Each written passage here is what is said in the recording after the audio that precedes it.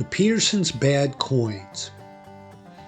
Matt walked out on stage, confident that the show would go on.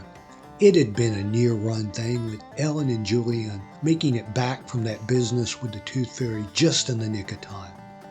Boy, that was one amazing adventure, and just one among many for the Petersens in their ongoing mission to right wrongs, help the weak, and make the world better through superb bluegrass. Of course, sometimes things went astray, like when the Tooth Fairy returned the two sisters 5 minutes ago and inadvertently dropped a roll of silver dollars on Katie's foot. But that's just the price of adventure. For now, there was music and a little Opry Theater overflowing with fans from all over the world cheering the band on, almost exploding as Julianne and Ellen led them on stage. He smiled and waved, with everything in place for a great show. Maybe the best so far. He even had a new twist on his introduction of Mama, which he ran over in his head as he walked past Emmett's mic. This was going to be awesome. Then the audience gasped. Matt swirled around to see Mama with her hand over her mouth, and Emmett stopped abruptly, almost making the sound of train wheels screeching as utter disaster unraveled before them. Katie was limping onto the stage with a look that said she'd give anything to know that somebody cared. Truly filthy lucre had done its worst. Yet she hobbled forward, perhaps even writing a song as she came, smiling in that radiant way which any younger brother would find spooky. I mean, wasn't being his leader enough? She also had to charm everyone at the drop of a laugh. She'd been sure she was okay after the coins crunched onto her, but she must have been in denial. Denial was a cool potential venue, but not what was called for here. Oh, foul blow from the depths of dental hygiene. How dare you strike us now in front of all these people? The audience drifted to its feet, concern and worry echoing from every throat. Katie motioned for all to sit, saying she would be fine, but no words would staunch the flow of concern rushing through the audience. None of the players were at their microphones yet, and inhalation of breath, sympathetic whines and howls of unleashed empathetic misery washed out all noise except for one thing. One sentence, one expression of an overwhelming desire to help. The heartfelt words which unleashed bedlam and destruction. "Katie, you're hurt. Let me kneel down and be your seat."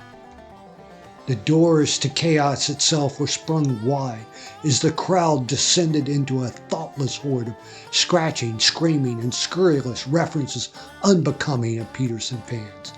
Patreons, friends of long standing, former brothers and sisters in arms, threw down each other in a display of slap fighting not seen since the halcyon days of Bugs Bunny. Men of all ages, 18 to 80, surged forward to the stage, all chanting, "Me, let me help." Yet, like a scene out of Dante's Inferno, no sooner would one make headway than 3 others would jerk him back. One young man tried a gallant charge, but there were fans to the left of him, fans to the right of him, even fans in front of him who mowed him down in a scene worthy of Tennyson. There was one family, a group of brothers, who banded together, pledging their eternal honor to the fight to become Katie's stool. But they were lost in the melee, the mindless horde of concerned caretakers. Oh, the humanities of it all. Ellen had reached her mic and entreated the audience, begging them to move on, and mentioned Dr. Johns Remington. Julianne first stared at the rafters, plainly imploring the good Lord to show her the way, before asking the mauling gentleman to rest and not be dismayed. Emmett began working his dobro, normally all magic, but today there was nothing but trouble to show, as he could do no more than provide a prelude to tragedy. Matt felt like a man who had woken up on a concrete slab, lost in the concert's chaos. He could even see Julianne pondering the ultimate sacrifice for her sister as a tear rolled down her cheek, and she tuned her mandolin. She began to sing, but not even that song would work.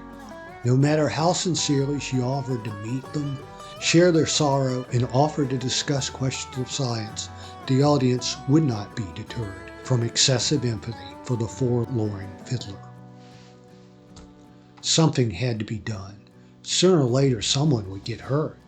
Taking in the fighting finesse of the fanatics, Matt thought he likely had an hour or two before that happened. But he also wanted to get the show started. More, Mama was giving her stop joking and fix this glare, and who knows what she would do if he didn't.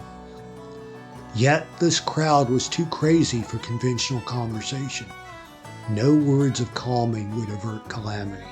He saw only one solution. Matt grabbed a microphone and pleaded for the one thing he knew would calm this crowd in its uncontrolled caring. "Is there a bureaucrat in the house? Please come to Ellen's microphone." Now the Petersen fans were loaded with vets and pastors and men who'd made honest livings in many ways, so not the natural kindred of paper pushers. Yet there was one man who climbed the stage on the opposite side of Katie, but fell back. The height of the stage might as well have been Everest's mighty peak for the desk-bound civil servant. Matt grabbed the Gubby's arm, easily pulling the pencil-necked pencil pusher onto the stage, and handed him a microphone. "Tell him what you do."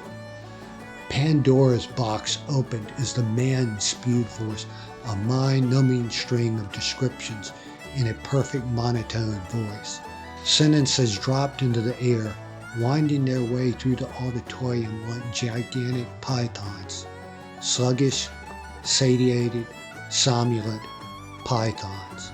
Claws upon claws fell upon the advancing horde, and their eyes collapsed in dullness, while their mouths inflated in a chorus of unified yawns. And who could blame them? Not even the most boisterous patron was prepared for such pure, unabated banality. Fortunately, the Petersens covered their ears while the audience collapsed into their seats. No one came to a Petersen concert prepared for such bountiful boredom. Seeing the violence abated, Matt slapped his hand over their benefactor's mouth. But the loquacious lecturer had to be pulled from the stage, kicking with the violence of an unleashed hamster pup. When all calmed down, Jason had fetched a stool for Katie, and while the audience was not treated to her normal dancing, it was nonetheless a successful show. 2 hours later, Matt passed the bureaucrat outside the auditorium door. He was astonished to find an 80-page document detailing a system of taxation to collect the $25,117 the civil servant estimated would be required to purchase a seat for Katie. He accepted the insanely complex plan, filing it away for future use. You never knew when a guy would face a mustache wax emergency.